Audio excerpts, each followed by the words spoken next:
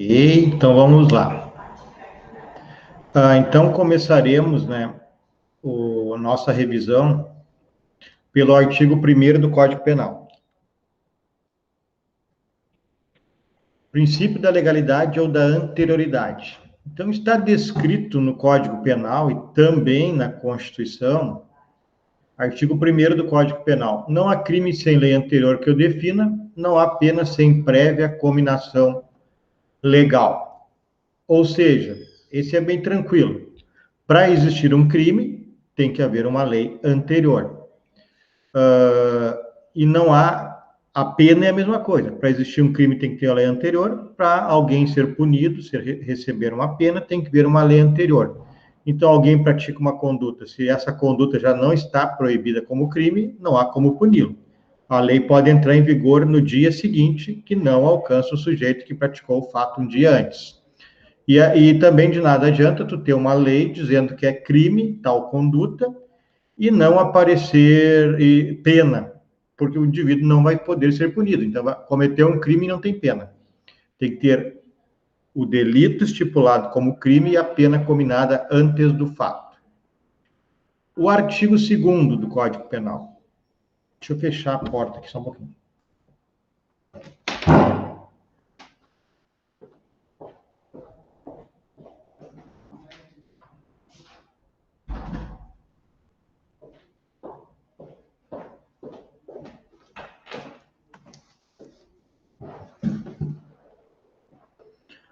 O artigo 2º do Código Penal, que fala da retroatividade da lei penal benéfica, diz o seguinte, artigo 2º, ninguém pode ser punido por fato que lei posterior deixa de considerar crime.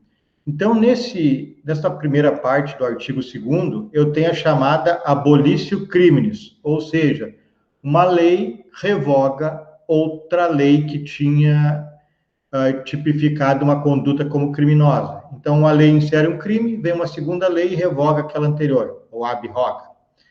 Então, isso é chamado de abolitio criminis. E aí ninguém pode ser punido por fato que lei posterior deixa de considerar crime. Cessando em virtude dela a execução, isso quer dizer que o indivíduo pode estar cumprindo pena, terá que ser solto se deixar de existir crime, e os efeitos penais da sentença condenatória.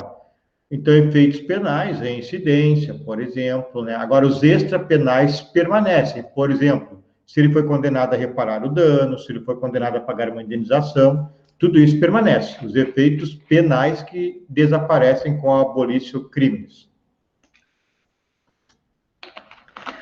Se tiverem dúvida, abram o microfone e perguntem. Só ainda sobre isso, esta chamada situação de abolitio criminis, esse artigo 2º, ele vale para ocorrência policial, vale para investigação policial, vale para o processo penal e vale quando está executando a pena no presídio. Vale, então, para toda a fase da instrução até mesmo após condenado. Abolir o crime, o indivíduo vai ser beneficiado. Deixará de cumprir pena, se for o caso. E os efeitos penais deixam de existir, só existem, então, os efeitos extrapenais. O artigo 3º, lei excepcional temporária. A lei excepcional ou temporária, embora decorrido o período de sua duração, ou cessadas as circunstâncias que a determinam, aplica-se ao fato praticado durante a sua vigência. Então, vamos por parte. A lei excepcional é uma, a lei temporária é outra. Excepcional é aquela que ela existe em virtude de uma situação emergencial, de uma situação excepcional. Por exemplo, na pandemia, nós temos leis que foram criadas para viger em período de pandemia. Então, logo termina a pandemia, essas leis deixam de existir. Então, essa é a lei excepcional, em virtude de uma anormalidade. A lei temporária é aquela que tem prazo, de tanto a tanto, durante o ano tal, ou de dia tal a dia tal de tal mês. Essas leis, então, são são leis que não foram criadas para viger por muito tempo. E o que o artigo estabelece a partir daí? Deixa eu pegar aqui de novo, Código Penal. O artigo 3º estabelece que a lei excepcional ou temporária, embora decorrido o período de sua duração ou cessadas as circunstâncias que a determinaram, aplica-se ao fato praticado durante sua vigência. Quer dizer o quê? Que, ao contrário do artigo 2º, que fala em abolício crimes, o artigo 3º, quando tratar de lei excepcional ou temporária, mesmo cessada a lei, hoje não existe mais a lei, parou de vigir. A sentença poderá ser aplicada, a condenação poderá existir. Eu posso ir a julgamento daqui a 15 dias, 30 dias, 6 meses depois que a lei perdeu a vigência, e eu ser condenado. Não existe mais a lei. Viram como é diferente da abolício crimes? A abolício crimes, então, é para as leis que foram criadas para vigir conforme o princípio da continuidade, aquelas que não têm prazo ou não têm condição para cessarem. As temporárias são aquelas que têm prazo e as excepcionais, que está junto no artigo 3º, são aquelas que têm um tempo ou que têm uma situação de calamidade como a pandemia. Só que, ao contrário da abolício, essas excepcionais e temporárias, mesmo cessando a vigência, o indivíduo poderá ser condenado e a pena ser aplicada a esse indivíduo que infringiu uma lei temporária excepcional, mesmo depois dela não ter mais efeito. Até aqui, ok? Vocês entenderam a diferença de lei excepcional e temporária para a questão lá da abolício crimes? Certinho? Estão certinho? Vou adiante. Então, vamos lá. Bom, o artigo 4º do Código Penal, ele trata do tempo da data, tempo, dia, data, tempo do crime. Considera-se praticado o crime no momento da ação ou omissão, ainda que outro seja o momento do resultado. Então, o crime terá como data, como dia, aquele fato ocorrido, a ação ou omissão, né, em tal dia, e não interessa o resultado. Exemplo, o A atira no B, o B vai ao hospital e morre dali a 30 dias. A data do fato é no dia da ação, que foi o dia que foram desferidos os tiros. Então, considera-se praticado o crime no momento da ação ou omissão, ainda que outro seja o momento do resultado. Tá, e para que interessa isso? Bom, interessa para ver a data do crime, para verificar, conforme a data do crime, a questão da prescrição do crime, a lei aplicável. Digamos que o indivíduo atire hoje, a vítima vá ao hospital, fique 30 dias. Só que 15 dias depois do tiro, mude a lei. A lei aplicável é a da data do fato, que é o dia que houve a ação ou omissão, e não a data da morte do sujeito lá no hospital, dali a 30 dias, porque o tempo do crime, segundo o artigo 4º, é o dia da ação ou da omissão. A lei aplicável será o dia da ação ou da omissão e não do resultado. A contagem do prazo prescricional, que vocês vão aprender na teoria da pena, será contado do dia da ação ou da omissão e não do resultado. A não ser, pessoal, uma exceção, se liguem nisso, que seja caso de abolício crimes ou de lex mittior, lei benéfica. Se a lei for benéfica, não interessa quando foi o dia do crime, quando foi o resultado. Se ela é benéfica, ela vai retroagir, né? O indivíduo atirou hoje, ação hoje, foi ao hospital, morreu em 30 dias. Hoje a ação, dali a 15 dias, a beneficiou, lei benéfica, reduziu pena. Claro que vai retroagir, vai incidir, o indivíduo vai ser beneficiado por essa lei. Não, mas ele foi para o hospital, morreu em 30 dias. No 31º dia, a lei foi publicada a lei benéfica. Também vai retroagir. Então, quando retroage, quando for benéfica, sempre vai retroagir. mas nós estamos falando da possibilidade de uma lei aumentar a pena, que é o mais comum hoje em dia. O indivíduo cometeu o fato hoje, ação ou omissão, hoje. Amanhã muda a lei, ele está no hospital. A lei aplicável é a anterior, a do dia do fato, da ação e da omissão, e não a nova lei, porque o indivíduo está hospitalizado e ainda não morreu. Só não seria nova lei, só não seria a lei antiga, seria a nova lei, se fosse para beneficiar. Aí seria caso de abolício crimes. Então, pode ser usado a lei anterior ou a lei, a, a nova lei, ou vice-versa, para beneficiar o réu, no caso. Lei posterior pode ser usada a posterior ou a anterior para Isso, beneficiar o réu. isso. Posterior vai retroagir para Para beneficiar. beneficiar. Isso. E se for para agravar e for entre o dia da ação e o dia da morte, nesse exemplo que a gente está dando, essa lei nova surgir entre os dois fatos, o que vale é a lei da ação ou da omissão. Lei do dia da ação e da omissão. Você entendeu, Vanir? Tudo certo? Tudo certo, professor, entendi. Tá bem. Alguém mais tem dúvida sobre isso? Tranquilo? Então, vou adiante. Se tiverem dúvida, abra o microfone e pergunte. Agora é a hora. A semana que vem a prova e certamente vou esquecer de tudo que eu sei até hoje, né, no dia da prova. Tá bem, pessoal? Então, vamos adiante. Vamos ver. Alguém quer entrar?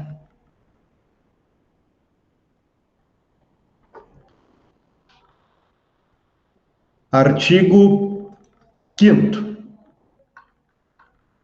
Territorialidade.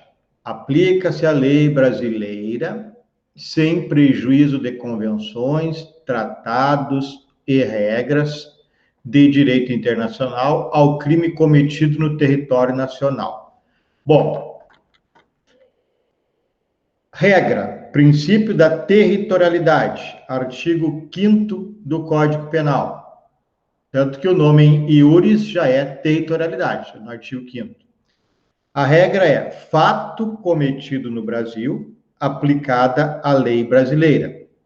Fato cometido em território brasileiro, aplicada à lei brasileira. Porém, como o artigo 5º refere que, sem prejuízo de convenções, tratados e regras de direito internacional.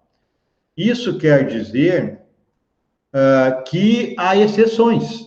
É a territorialidade mitigada ou temperada, é o nome disso. Territorialidade mitigada ou temperada, não é absoluta.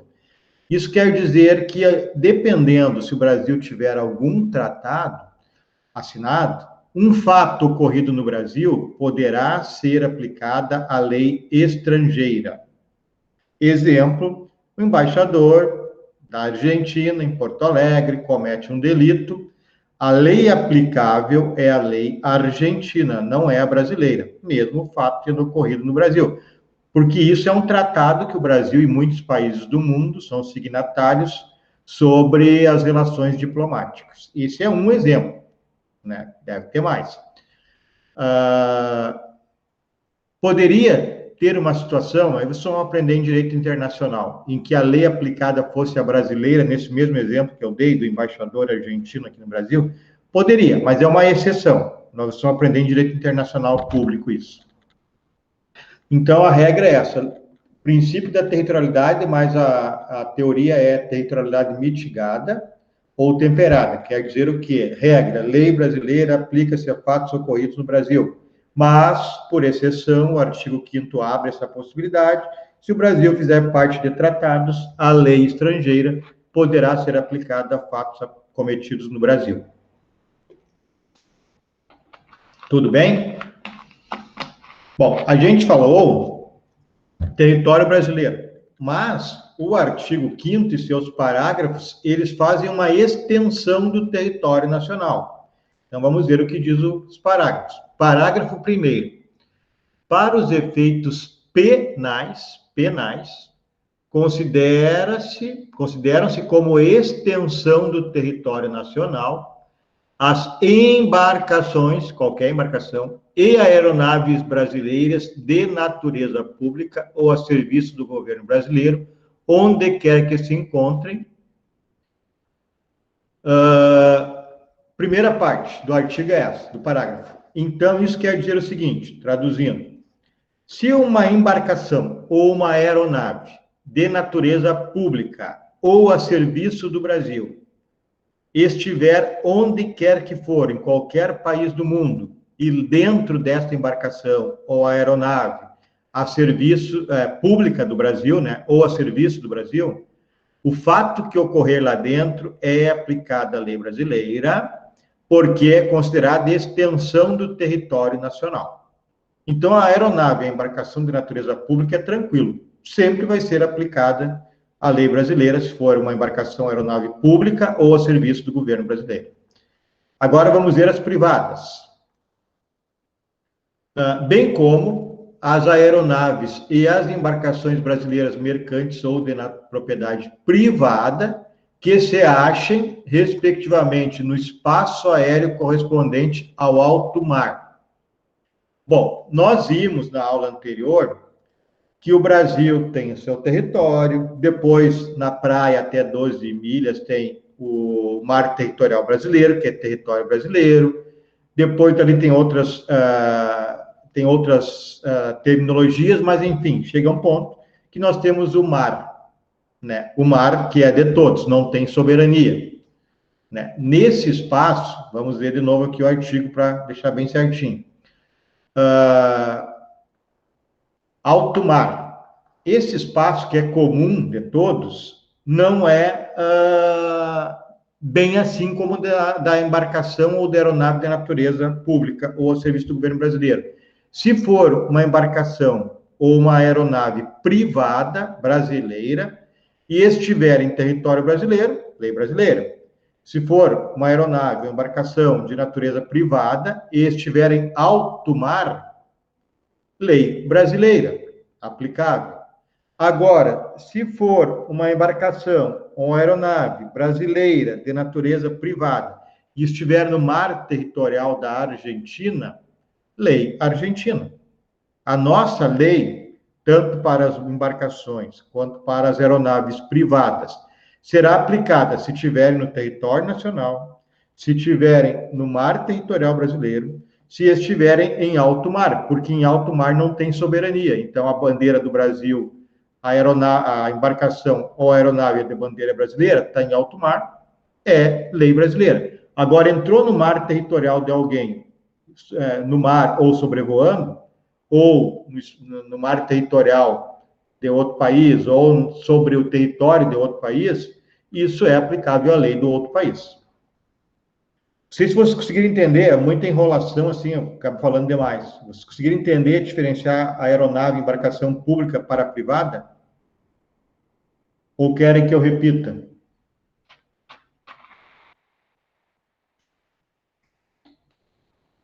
Tranquilo?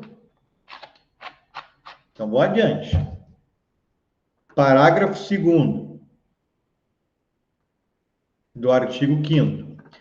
É também aplicável a lei brasileira aos crimes praticados a bordo de aeronaves ou embarcações estrangeiras de propriedade privada, achando-se aquelas em pouso no território nacional ou em voo no espaço aéreo correspondente, e estas em porto ou território nacional, ou mar territorial nacional. Então, traduzindo, se a embarcação ou a aeronave for estrangeira, estiver no território brasileiro, lei brasileira. Se estiver no mar territorial brasileiro, no mar ou sobrevoando o mar, lei brasileira. Se estiver em alto mar, lei do país dela. Então, aeronave ou embarcação privada, diz o parágrafo 2º do artigo 5º, estrangeira, estiver no território nacional, lei brasileira. Se estiver em em mar territorial brasileiro, lei brasileira. E se estiver em alto mar, aí a lei é aplicável a do país da bandeira do navio. Certo? Perguntas, dúvidas? Querem que eu repita tudo novamente? É o caso do piloto do presidente lá, que foi preso no outro país lá, que estava com drogas na aeronave. Ele vai ser julgado de acordo com... Na realidade, ali a gente tem um problema, né? Na realidade, não é o que eu estou falando. Foi bom tu trazer esse exemplo. Ali era uma aeronave brasileira pública. O correto é aplicar a lei brasileira. Certamente esse indivíduo vai sofrer um processo no Brasil. Mas, como ele também está sofrendo um processo na Espanha, creio que ele está sofrendo esse processo porque ele foi preso no aeroporto e não dentro da aeronave. Como foi no aeroporto, a lei é espanhola. Se fosse dentro do avião, teria que ser lei brasileira. Não sei se tu entendeu, Rony. Entendi. Né? Essa é a questão, ele foi preso no aeroporto. Agora, vai responder, até acho que ele já foi demitido, se não tenho certeza, parece que sim, né? Vai responder um processo administrativo no Brasil, vai ser expulso. Talvez ele não vá sofrer um penal porque foi no aeroporto, que é território espanhol. Fosse dentro do avião que ele foi preso, aí era lei brasileira, porque aí é território brasileiro, porque era um avião do Brasil, do governo federal. Do Brasil. Isso. Aí é a extensão do território nacional. Foi uma boa lembrança, Rodrigo. Beleza. Entenderam, pessoal, então? Esse exemplo é bem interessante. É aplicada a lei espanhola, porque a prisão foi no aeroporto. Se fosse dentro do avião, a lei era brasileira. A Espanha quisesse ou não quisesse condenar o indivíduo lá, o Brasil ia fazer o processo igual, porque a lei é brasileira aplicável. Mas como foi fora do avião, né, não há necessidade do Brasil fazer esse processo penal, só o administrativo, que, se eu não me engano, até ele já foi demitido. Então, vamos adiante, se não há perguntas. Artigo 6º. Lugar do crime. Então, nós vimos no artigo 4º o tempo do crime. Aí eu dou lá, falando popularmente, o dia do crime, né? Mas é o tempo do crime, o nome correto. Agora, o artigo 6º é o lugar do crime. Então, onde ocorreu o crime. Esta nomenclatura aqui, o lugar do crime, desse artigo 6º, ele tem a chamada teoria da ubiquidade. Por quê? A gente lendo o artigo entende. Considera-se praticado o crime, então, o crime foi praticado no lugar em que ocorreu a ação ou omissão, no todo ou em parte, bem como onde se produziu ou deveria se produzir o resultado. Por que é teoria da ubiquidade, o artigo 6º? Porque ele pode ser considerado lugar do crime onde ocorreu a ação ou omissão e também pode ser considerado onde ocorreu o resultado. Então, é um ou outro, por isso é a teoria da ubiquidade, um ou outro, ou onde ocorreu a ação ou omissão, ou onde ocorreu o resultado. Para que importa isso, pessoal? Como regra, o lugar do crime vai ser onde ocorreu a ação ou omissão. Então, o indivíduo atirou em alguém em Paraíso do Sul e ele veio para o HCB, morreu no HCB, 10 dias depois.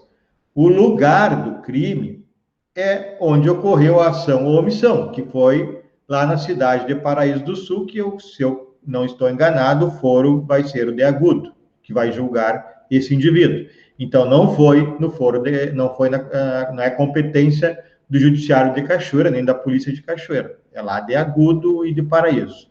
No caso da polícia, o foro, creio que seja de Agudo que pega Paraíso. Então, o lugar do crime onde ocorreu a ação ou omissão, como regra. Então, por que está escrito no artigo 6º que também pode ser onde ocorreu o resultado? Alguém lembra disso? Por que tem essa possibilidade? A regra é que eu falei. Onde ocorreu a ação ou omissão é onde vai ser o lugar do crime.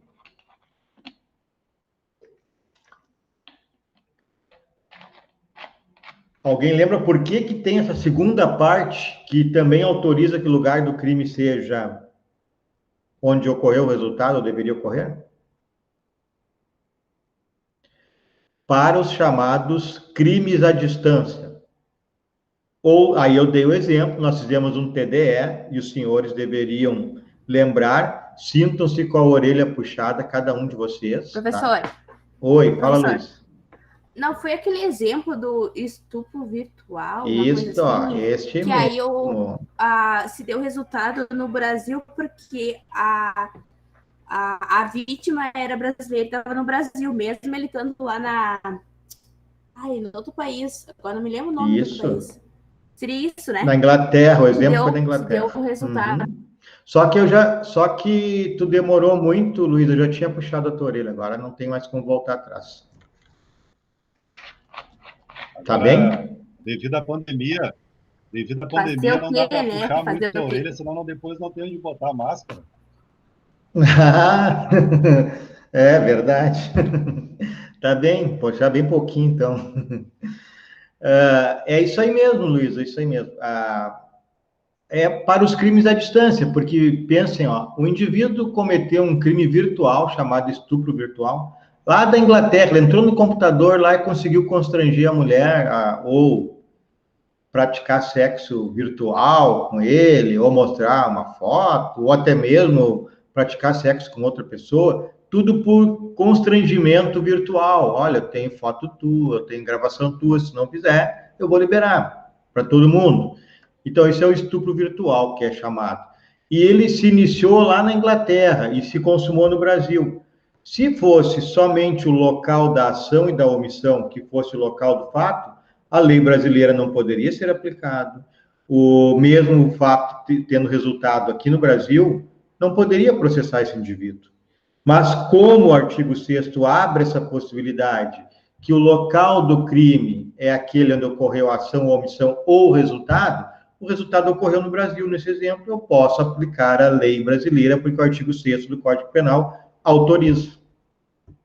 Então, para esses crimes à distância. Porque para crimes ocorridos dentro do Brasil não há necessidade desse segundo momento, da segunda parte do artigo. Sempre vai ser a lei brasileira, ocorreu dentro do Brasil. Não existe Código Penal estadual. Então, se ocorreu no Rio de Janeiro e o resultado se deu aqui em Cachoeira, só tem que ver qual é o juiz competente para julgar, se é o de Cachoeira ou é o do Rio de Janeiro. Mas a lei vai ser a mesma, é a lei brasileira do Código Penal brasileiro. Certo? Entenderam? Por que de ter essa segunda parte do artigo 6º?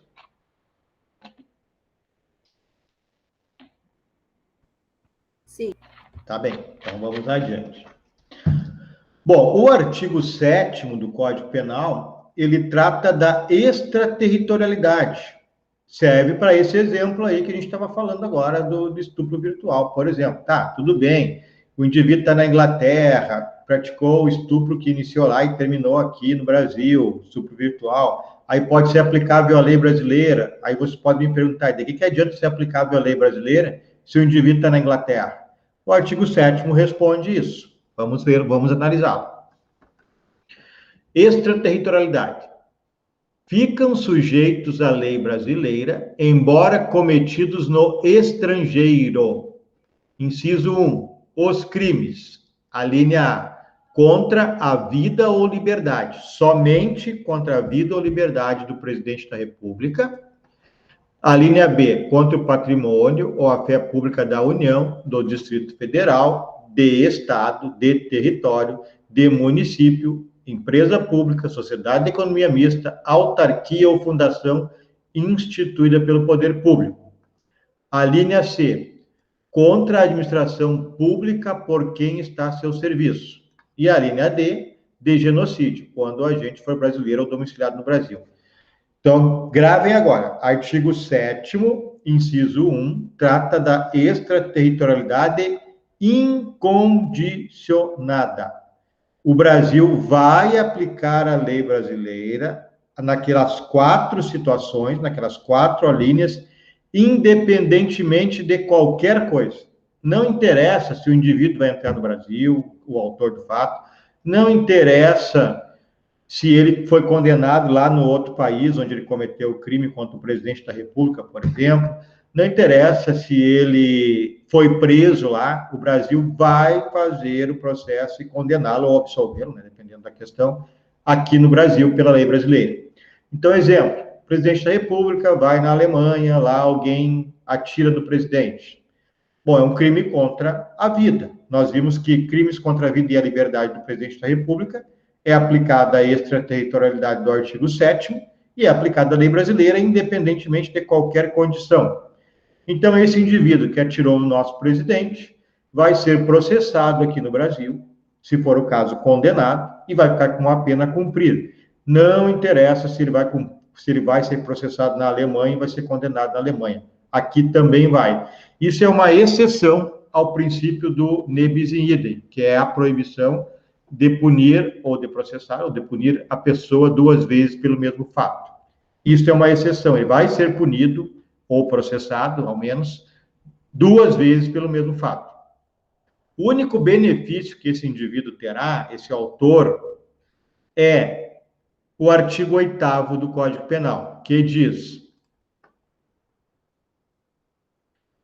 pena cumprida no estrangeiro atenua a pena imposta no Brasil pelo mesmo crime, quando diversas, ou nela é computada quando idênticas.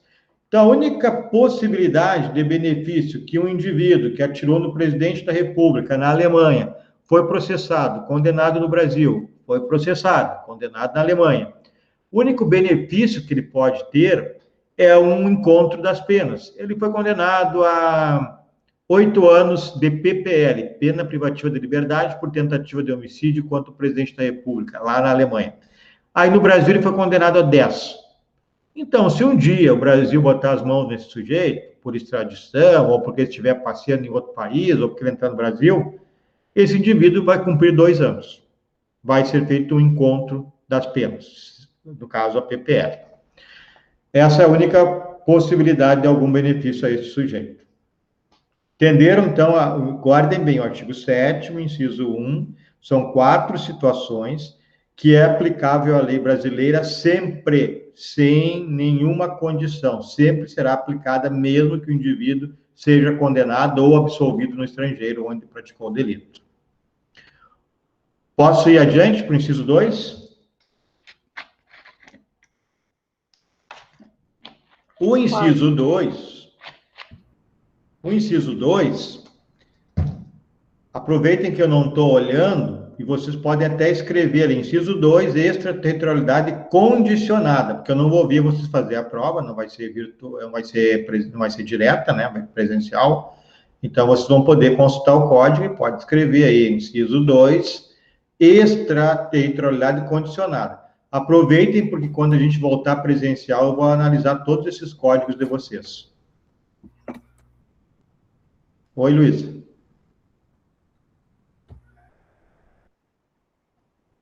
Apertei sem querer aqui, professor. Tá bem. Quando voltar presencial, eu vou olhar esses códigos. Se tiver escrito essas coisas, eu vou descontar bastante para já valer pelos semestres EAD também. Então, vamos lá. Inciso 2. Então, o 7º, né, como nós já vimos, diz: ficam sujeitos à lei brasileira, embora cometidos no estrangeiro. Inciso 2. Os crimes. A linha A. Que por tratado ou convenção o Brasil se obrigou a reprimir. Qual crime que o Brasil, por tratado, se obrigou a reprimir? Tráfico de pessoas, por exemplo. Tráfico de entorpecentes. Crimes praticados por brasileiros. Então, no exterior.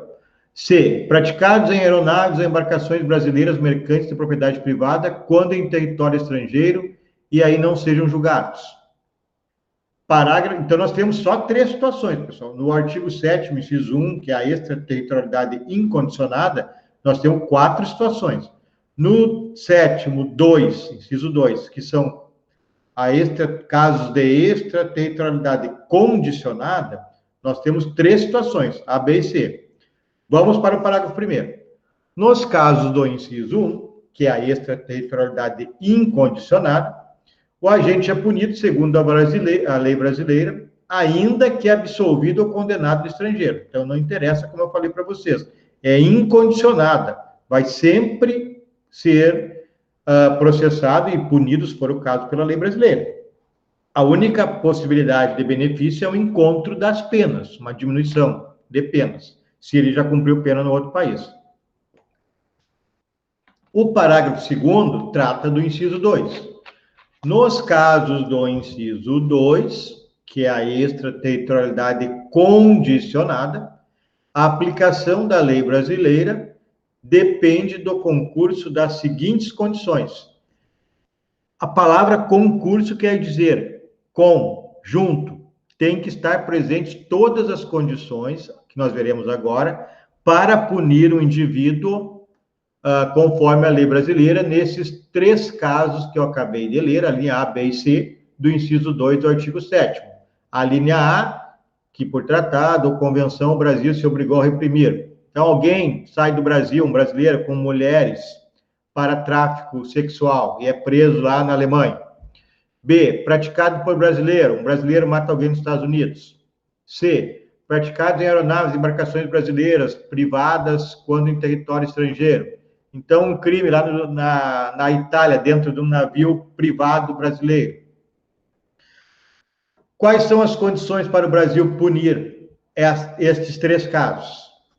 A linha A, entrar o agente no território nacional. Primeira coisa, o indivíduo cometeu o delito fora do Brasil. Ele tem que entrar no território nacional para ser aplicada a lei brasileira a ele.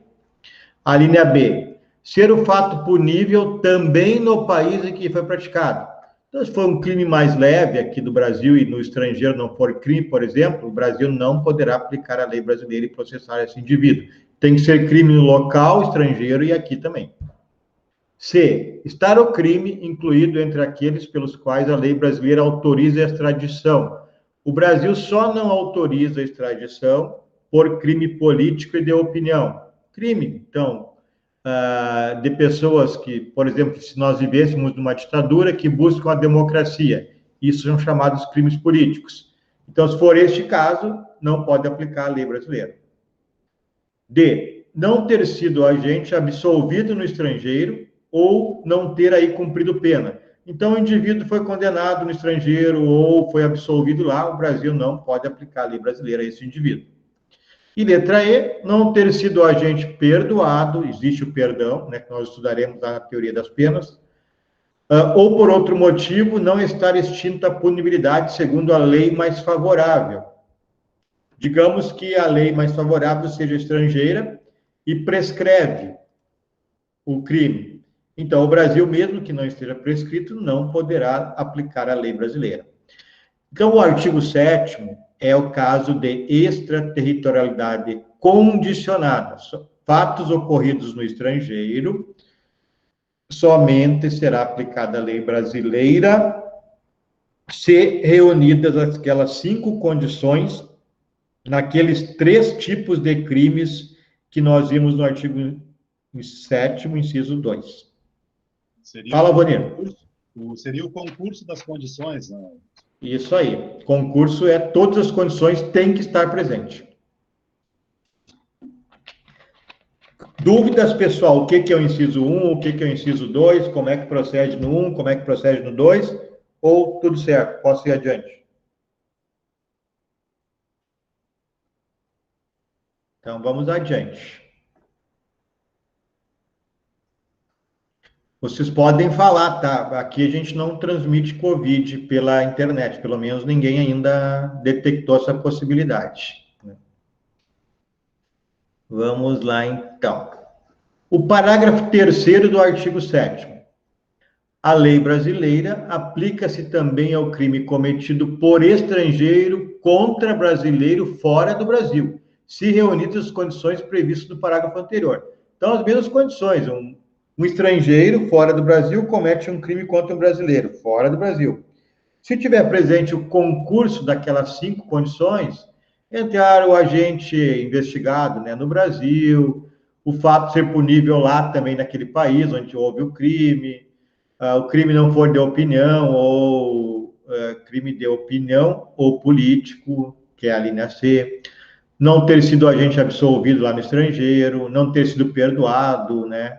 Então, nesses casos, o indivíduo que cometer um crime contra um brasileiro será processado pela lei brasileira. Então, a lei brasileira aplica-se também ao crime cometido por estrangeiro contra brasileiro fora do Brasil, se reunidas as condições do parágrafo anterior. A linha A. Não foi pedida ou foi negada a extradição. Ou seja, a lei brasileira aplica-se também ao crime cometido por estrangeiro contra brasileiro fora do Brasil, se reunidas as condições previstas no parágrafo anterior, que é o segundo, aquelas 5 condições. E ainda, não foi pedida ou foi negada a extradição. Pode ser que o Brasil peça a extradição para o país onde houve o crime, e como não é alguém natural daquele país, o país onde ocorreu o crime encaminha o Brasil, aí será processado no Brasil. Aí não tem essa questão de aplicar a lei brasileira a fato ocorrido lá no exterior, estando as pessoas no exterior. Aí vem para o Brasil, responde no Brasil normalmente, se for concedida a extradição. Mas se não for pedida pelo Brasil ou for negada pelo país onde ocorreu o fato, aplica-se a lei brasileira, conforme nós já vimos no parágrafo, no inciso 2 do artigo 7º. E B, houve a requisição do ministro da Justiça. Também o ministro da Justiça tem que requisitar, né, então, que esse indivíduo venha para o Brasil. Se não vier, vai ser aplicada a lei brasileira da mesma forma que o inciso 2 do artigo 7º. O artigo 8º nós já vimos que a pena cumprida no estrangeiro atenua a pena imposta no Brasil pelo mesmo crime, quando diversas, ou nela é computada quando idênticas. Então, se o indivíduo foi punido no estrangeiro e também foi punido no Brasil, poderá haver um desconto da pena cumprida lá e a pena que tem que cumprir aqui, se for igual. Se for diferente a pena, o que é bem difícil de ocorrer, mas se for diferente, uma é PPL, pena privativa de liberdade, e outra é pena restritiva de direito, aí o juiz vai ter que achar uma maneira de compensar o que ele cumpriu no estrangeiro. Digamos, o indivíduo cumpriu lá, cometeu um crime no Brasil, foge para o estrangeiro, é preso lá, e aí ele fica 1 ano lá até o governo brasileiro conseguir trazê-lo para cá. Nesse caso, aquele 1 ano que ele ficou lá vai ser descontado da pena aqui no Brasil, que ele tem a cumprir. O artigo 9º, pessoal. A sentença estrangeira, quando a aplicação da lei brasileira produz na espécie as mesmas consequências, pode ser homologada no Brasil para, inciso 1, obrigar o condenado à reparação do dano, a restituições e outros efeitos civis. E o inciso 2, sujeitá-la à medida de segurança. Então, eu começo explicando, dizendo para vocês que o indivíduo que for condenado no exterior, está morando no Brasil, por exemplo, há uma pena privativa de liberdade, o Brasil não homologa essa sentença e não faz esse indivíduo cumprir aqui. O que o Brasil pode fazer é prendê-lo e encaminhá-lo a pedido, né, extradição, por exemplo, ao país onde ele foi condenado. Mas o Brasil não vai homologar a sentença de condenação de outro país a pena privativa de liberdade. Isso já é regra, podem ter em mente. Então, quais as sentenças que o Brasil pode homologar e fazer alguém que foi condenado no estrangeiro a cumprir aqui? Obrigar o condenado à reparação do dano, a restituições e a outros efeitos civis. Então, o indivíduo foi condenado a reparar um dano, a restituir algum bem ou outros efeitos civis. Nesse caso, o Brasil pode homologar, se estiver de acordo com o processo democrático, essa é a análise que o STJ faz, e fazer o indivíduo cumprir essa reparação de dano, restituição, etc. Ou o indivíduo é condenado a uma medida de segurança no estrangeiro. No nosso caso, medida de segurança é para o inimputável. O indivíduo é considerado, então, inimputável, recebe uma medida de segurança no estrangeiro, por fato que ele praticou lá, mas ele está morando no Brasil. O Brasil poderá homologar essa sentença e fazer cumprir aqui. Agora, cuidado é o seguinte, quando eu digo para vocês que o Brasil não cumpre sentença estrangeira, não homologa sentença estrangeira de PPL, tem uma situação que tem que observar. Um brasileiro comete um crime no estrangeiro e foge para o Brasil. E lá ele é condenado a 10 anos de prisão, por exemplo. O país pede a sua extradição, o Brasil vai negar, o Brasil não extradita brasileiro nato, conforme o artigo 5º, inciso 51 e 52 da Constituição Federal, é um direito fundamental. E aí, o indivíduo vai ficar impune? Não. O Brasil receberá o processo e poderá fazer esse indivíduo cumprir a pena aqui no Brasil. Essa é uma exceção, porque ele é um brasileiro. Apesar da sentença ser estrangeira, é um brasileiro e o Brasil não extradita esse indivíduo mas claro que o Brasil tem que punir esse indivíduo, praticou um crime e foi condenado. Ok? Então, regra, sentença estrangeira pintou aqui no Brasil, o STJ só homologa se for para reparar dano, restituir objeto ou para cumprir medida de segurança. Outra sentença, o Brasil não vai homologar, pena privativa de liberdade. Provavelmente vai encaminhar o indivíduo ao seu país onde foi condenado. Aqui tudo tranquilo? Posso ir adiante? E são sistemas diferentes de lei. No Brasil é a lei civil, no caso, já nos Estados Unidos, é a lei comum baseada em precedentes, né? Sim, no caso é common law, né? Baseado em precedentes, e a nossa é civil law baseado na lei. Mas, independente disso, Avonir, se a sentença chegar aqui, de qualquer país, Inglaterra, Estados Unidos, que tem muita common law, que são baseados em precedentes, chegou a condenação aqui, se for efeito conforme o artigo, inciso 1 e 2 do artigo 9º, sentença de reparação de dano, sentença de apreensão, né, ali como diz, vamos ver aqui o termo correto, reparação de dano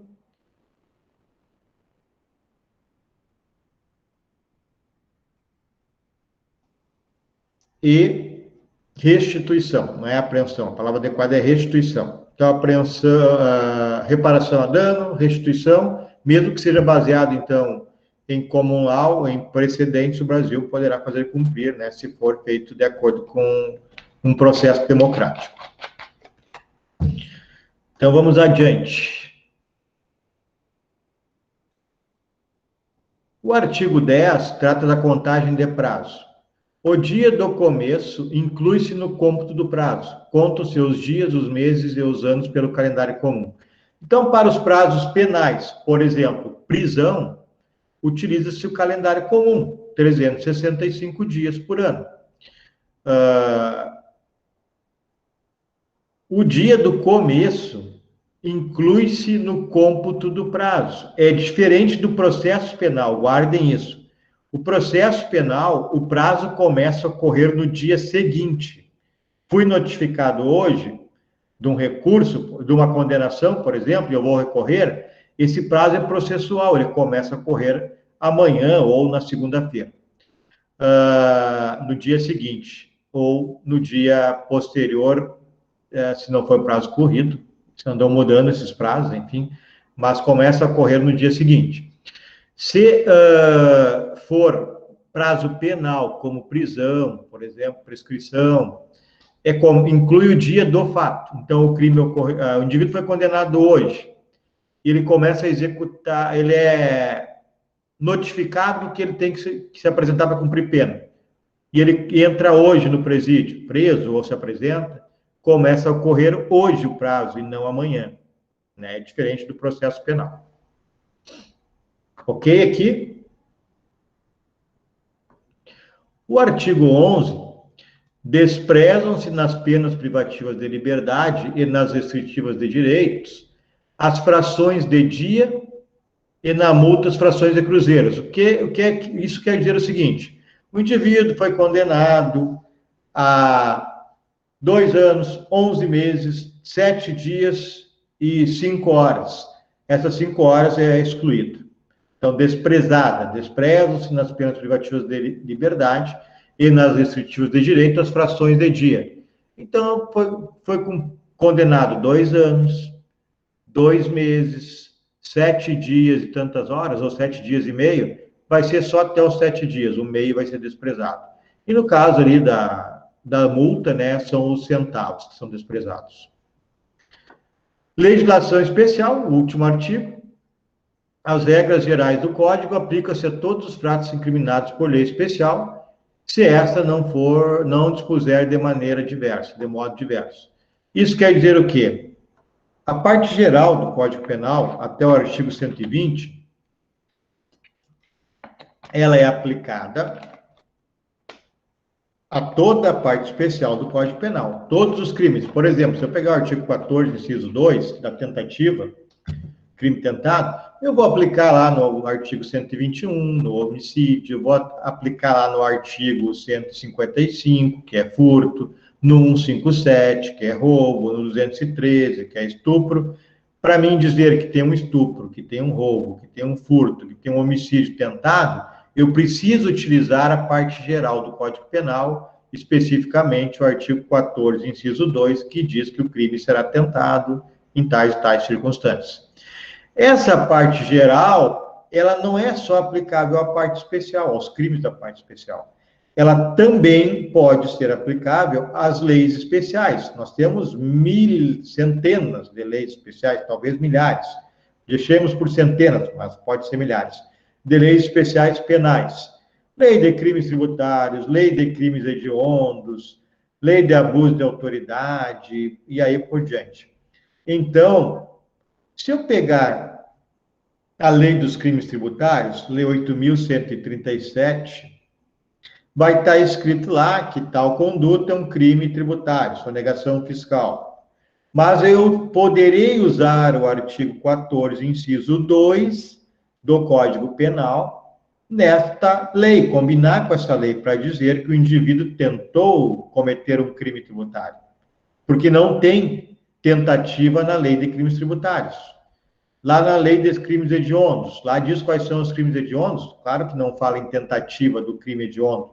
Então, eu usarei o artigo 14, inciso 2, combinado lá com a lei dos crimes hediondos, 8.072 de 90.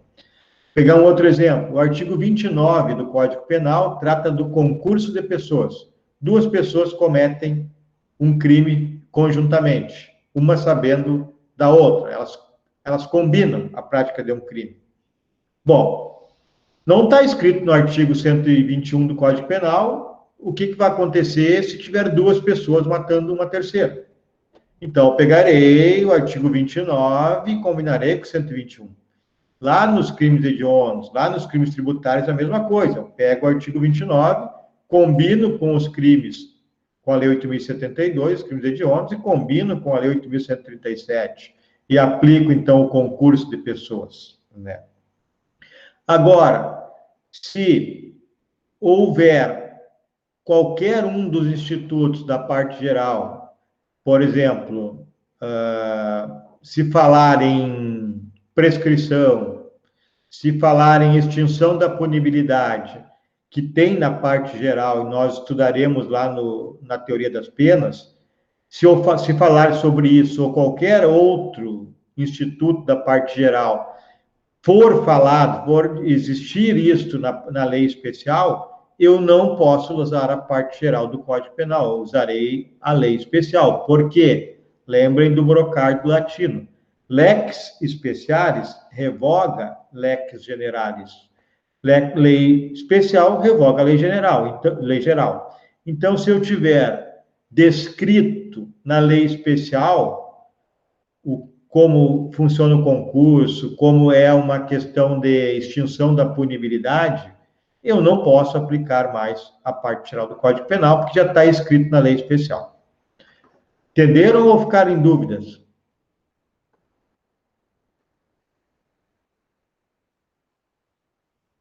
Ok? Então, vamos continuar mais um pouquinho. O que mais que a gente pode ver? Os 12 artigos que a gente tinha para ver eram estes. Nós temos a situação dos princípios, né, pessoal? Alguns princípios, os mais importantes. Princípio da consunção. Por exemplo, para matar alguém, eu sou obrigado a causar uma lesão. Essa lesão, então, ela é consumida pelo homicídio. A gente pode chamar isso de crime meio e crime fim. Para mim atingir a finalidade que é matar alguém, eu preciso lesionar. Isso está na condição do tipo penal. Matar é óbvio que tem que ter lesão. Então, o indivíduo não vai responder por lesão e por homicídio. Vai responder por homicídio, porque matar pressupõe a lesão. Então, esse é o princípio da consunção ou crime meio e crime fim. Crime fim tem que passar obrigatoriamente pelo crime meio. Então, não tem por que punir o crime meio. Já está no tipo penal do crime fim, que é no exemplo homicídio. Outro exemplo. O indivíduo furta uma cártula de cheque, uma folha de cheque, para passar numa loja. Eu poderia dizer que eu tenho um furto e um estelionato. Ele falsifica a assinatura e passa numa loja. Só que o furto, até porque uma cártula de cheque não tem valor econômico, não poderia puni-lo por furtar uma folha de cheque, não tem valor econômico, mas mesmo que tivesse, eu não poderia condenar o indivíduo por furto e por estelionato, porque o crime fim é o estelionato e não o furto, né? Mesmo que fosse um furto qualificado, em primeiro lugar, porque a folha de cheque não tem valor econômico, eu não poderia punir por aí. Mas, segundo lugar, porque é um crime meio, e o crime meio ele é absorvido do princípio da consunção. Outro princípio da adequação social. Nós vamos aprender, em teoria geral do delito, que se eu fizer um furinho na orelha de uma pessoa, é crime de lesão corporal. Então, por que a enfermeira, a pessoa da farmácia, não é punida quando fura a orelha de alguém para botar um brinco? Pelo chamado princípio da adequação social. Ou seja, a sociedade tolera, a sociedade aceita, até a sociedade incentiva que as meninas, principalmente, e atualmente os meninos também, coloquem um brinco, ou façam uma tatuagem, ou coloquem um piercing. Tudo isso é crime de lesão corporal. Mas, então, com base no princípio da adequação social, ele exclui a tipicidade e não haverá crime.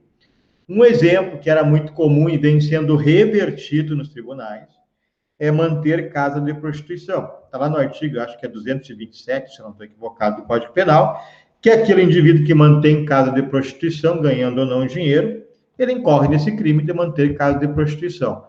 O Tribunal do Rio Grande do Sul e o STJ estavam se manifestando incondicionalmente pelo princípio da adequação social, ou seja, diziam que, apesar de estar no Código Penal, não se pode punir, não é crime, o indivíduo que mantém casa de prostituição, porque isso é algo que está tolerado pela sociedade. A comunidade aceita, a sociedade tolera, os órgãos fiscalizatórios fazem vistas grossas. Então, vinha nesse sentido, mas eu notei que isso vem mudando. Os tribunais vêm modificando esse entendimento, tem diversas decisões, principalmente no STJ, dizendo que é crime manter casa de tolerância, de prostituição. E o principal princípio é o da bagatela. Nós estudamos ele profundamente numa aula, até nós levamos uma aula, boa parte de uma aula para estudar o princípio da bagatela ou da insignificância. E aí eu falei para vocês algumas coisas. Por exemplo, eu não posso confundir insignificância com pequeno valor. Se o indivíduo furta algo de pequeno valor, ele vai ser punido, e se ele for primário, com redução de pena, ou troca de pena lá, conforme o artigo 155 do Código Penal, um dos seus parágrafos lá, que trata do furto privilegiado. Agora, então é diferente, pequeno valor de insignificante. Esse princípio da insignificância, ele só tem validade, exclui a tipicidade e deixa o fato não criminoso, como não sendo um crime, se for um valor insignificante. O STJ fixa essa ideia em 10% do salário mínimo. Então, se furtar um objeto na casa de até 10% do salário mínimo, poderá incidir o princípio da insignificância e não ser crime.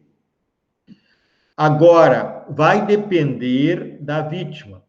Eu furtar R$100, que é mais ou menos 10% do salário mínimo, R$90 de alguém desempregado, de alguém que não tem bens, é crime. Porque essa pessoa tem o bem jurídico, patrimônio atingido nesses R$90. Agora, se eu furtar um objeto que tem valor de até 80, R$90, numa rede de supermercado enorme, pode ser aplicado o princípio da insignificância. desde que o indivíduo autor do fato não seja alguém que cometa reiteradamente essa conduta. Ele vai ter esse benefício uma vez, talvez duas ali, uma vez, ok, vai ter o benefício. Se ele começar a praticar esse delito vendo que ele não é punido, ele não vai ter o direito, vai ser punido sim, mesmo que seja insignificante o valor. Então, o que eu quero dizer para vocês que o princípio da insignificância, ele incide na lesão ao bem jurídico, né? E não na lei. A lei continua dizendo que furtar, que é subtrair, né, é crime, seja R$1 ou R$1.000. Mas é na lesão ao bem jurídico. O bem jurídico lesionado é muito baixo, não causa prejuízo à vítima. E aí, então, eu encerro essa parte do princípio dizendo, lembre assim, ó, se existir a chamada subsunção, que é o quê? Adequação do fato ocorrido à norma. João furtou no supermercado. O artigo é 155, subtrair para si ou para outro em coisa alheia móvel, crime de furto. Então, como o João furtou no supermercado, está de acordo com o artigo 55, é crime. Isso, então, a gente diz, ocorreu a subsunção do fato à norma, uma adequação do fato à norma. E isso a gente dá como nome final tipicidade, que é um dos elementos que nós veremos no semestre que vem do fato típico, da teoria do delito. Só que essa tipicidade, ela pode ser formal e material. Formal, se ocorrer a subsunção do fato à norma, vai ser sempre. Então, o João furtou no supermercado. Formalmente é crime, está de acordo com a norma. Furtei, a norma está dizendo que eu furtei, é crime. Então, formalmente está adequado. A tipicidade formal estará presente, porque a lei está presente, proibindo essa minha conduta de furtar. Mas a tipicidade material no crime de bagatela que não está presente. Ou seja, não há uma lesão ao bem jurídico. E se não há uma lesão ao bem jurídico, até 10% do valor do salário mínimo, eu não tenho a tipicidade material. Então, terminando, guardem. No crime de insignificância ou bagatela, é excluída a tipicidade material. É preservada a tipicidade formal. Mas como a tipicidade material é excluída, não há crime no princípio da bagatela ou insignificância. Ok, pessoal? Alguma pergunta?